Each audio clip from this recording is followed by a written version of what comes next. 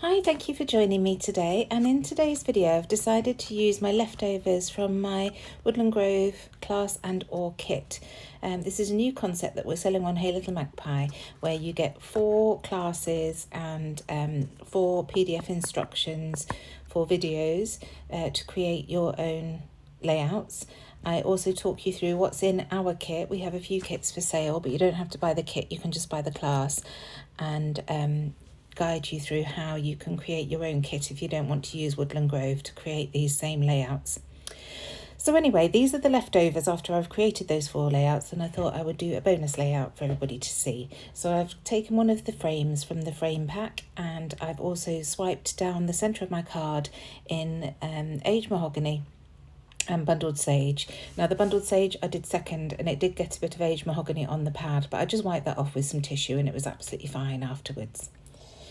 So you can see I cut the frame in half. I was thinking of using half at the top of the photo and half underneath the photo. And now I'm coming in with my LE Studio Home Sewn Stitches stamps. Gosh, that's a mouthful.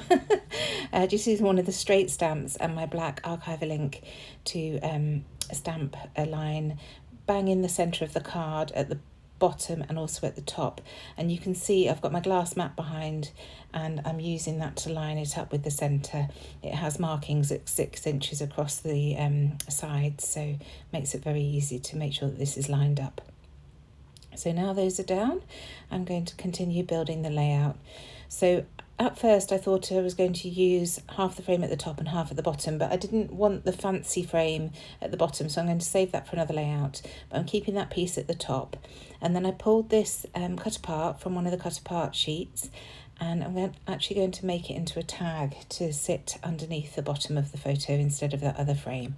So just chopping the corners off and then using my hole punch to create that tag shape, and as I say, that will sit underneath. I'm just going to distress the edges of that tag, and away we go. So the photo I've got is a 4x6 photo, but it printed slightly smaller.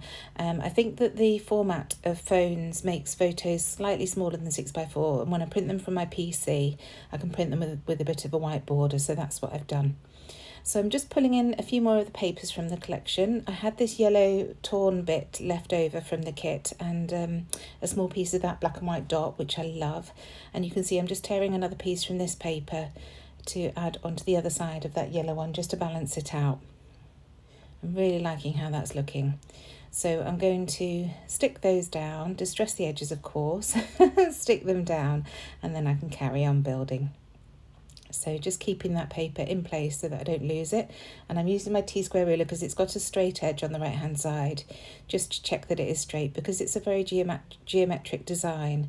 I wanted to make sure that that sat nicely on the page. So now doing the same with the yellow one, just using my T-square ruler to check that it's straight, check the positioning. I'm curling up the edges and curling up the edges of the yellow a little bit, and then I decided it's probably going to be easier to do that once it's stuck down, so just go ahead with sticking it down. Again, bringing in that T-square just to check that it's straight and more or less central as well, and then curling up those edges. And once those two are down, I can slot that black and white piece underneath, just like that. But it looks very, very blank, so I definitely need to distress the edges. And I just thought I'd do that with my scissors, just to show that you don't need a Tim Holtz edge distresser. I do find it much easier. I don't tend to tear the paper as much as I do with my scissors. You see me doing that here, but it's not absolutely necessary. If money's tight, then do without and just use the tools that you've got on your desk.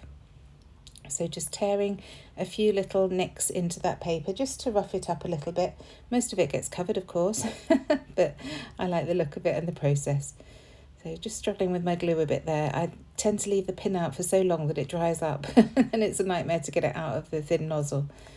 So again, T-square ruler just to check that that bottom piece is straight, and then I can tuck that tag piece in, the frame, and I've raised the photo up onto foam pads because that frame has the foam around the edges.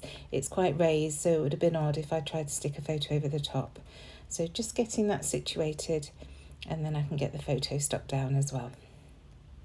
So again, just checking that my photo is central.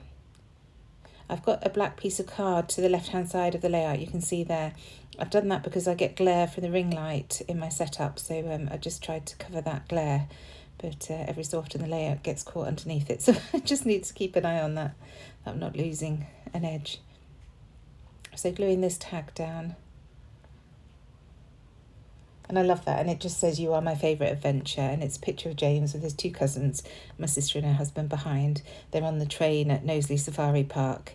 This was back in 2010, so James was it was just before his 3rd birthday. I really enjoyed it. I think Amelia must have been sitting next to me when I was taking the photo.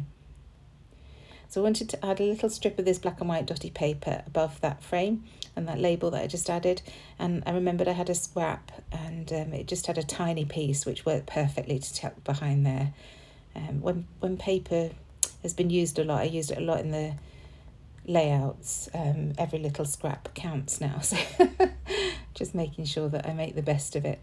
So just roughing up the edges there, and then I'm adding a piece to the bottom, but I didn't want to use the black and white side because I've got the black and white strip across the bottom underneath the photo, and it just felt like it was too much of that pattern. So I just flipped it over and used the roses side for that piece. And these are just about 1/2 inch wide, these strips, and just long enough that they count, I suppose. Just adding something to the layout there. I'm just tucking that behind the tag. And I will in a minute stick this photo down. I keep saying that, don't I? But I'm going to go ahead and stick it down. Struggling with that glue. So here we go. I felt that this foam pad here was getting in the way of the edge of the frame, so I'm just peeling that off. Probably should have sorted out the middle one as well, because it is a bit wavy on the page. But when it's in the page protector, it'll be fine. I'm not too concerned. But if you're worried about that, I would position the foam pads a little bit further down than I have, a little bit further away from the edges. So just popping that on. And I'm loving the shape of this layout. It's one of my favourite shapes. I do like a vertical layout, as I've mentioned a million times before. But using those strips of ink down the centre of the page when you haven't got a lot of paper left is a great way of filling up the space, I suppose. So just going in with some of the words, phrases from the sticker book. I found one that says "Let's explore," and then the one underneath says "Magic," and then I find this lovely one with the 3 hearts, which means the 3 boys on there. Just thought that was really sweet.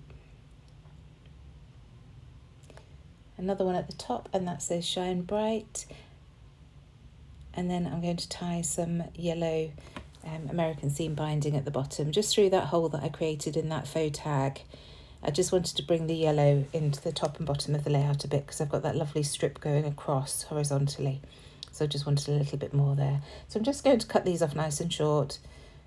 I didn't want too much yellow, I didn't want it dominating, because there's none in the photo. But it does work nicely with these colours. And then I'm just going to add a tiny loop above that sticker that I added there. And that's enough just to bring in the yellow at the top there. So now coming in with the alphabet stickers, and I'm just going to write "all aboard" because they were on the little train in the theme park at Knowsley. So just spelling the word "aboard" backwards there, and then putting "all" above it next to the magic sticker. And then I'm coming in with, I just wanted a few more bits around the place. I wanted something next to the "Let's explore."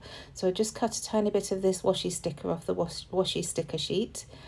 And then I'm going to bring the same sticker up to the top right next to that "Shine Bright." And that little pop of brown really transforms the layout somehow. I just think it elevates it. So I was really pleased with that. And I've still got half a sticker left for another layout.